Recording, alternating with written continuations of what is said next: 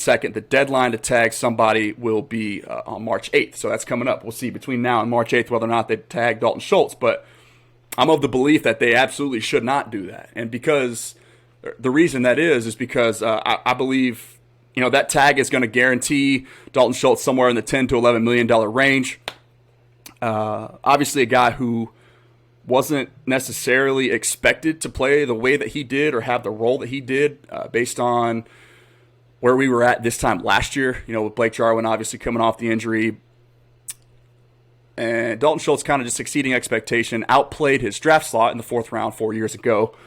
But now you got to pay him. So if you pay Dalton Schultz, if you tag him,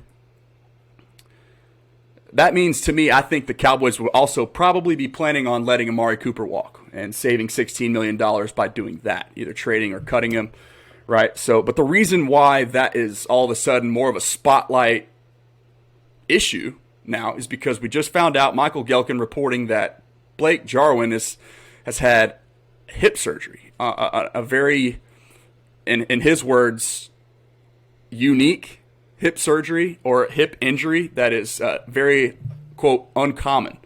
So that obviously doesn't bode well. The Cowboys now, would be looking at if they did move on from Dalton Schultz, who I don't want them to tag because it means they'll probably be moving on from Amari Cooper, which I don't believe is a great idea.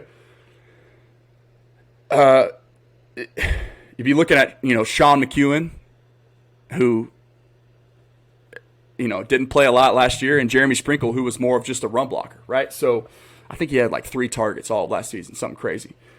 So for those reasons, other names to watch for the Cowboys are, and this is going to be maybe an oversimplification, but just for the viewer, for the sake of time, every tight end that's currently in this 2022 NFL Combine. So keep an eye on the tight end position. Those guys are running right now. Like I said, if you're watching this today, the tight ends will have probably concluded all their on-field activities.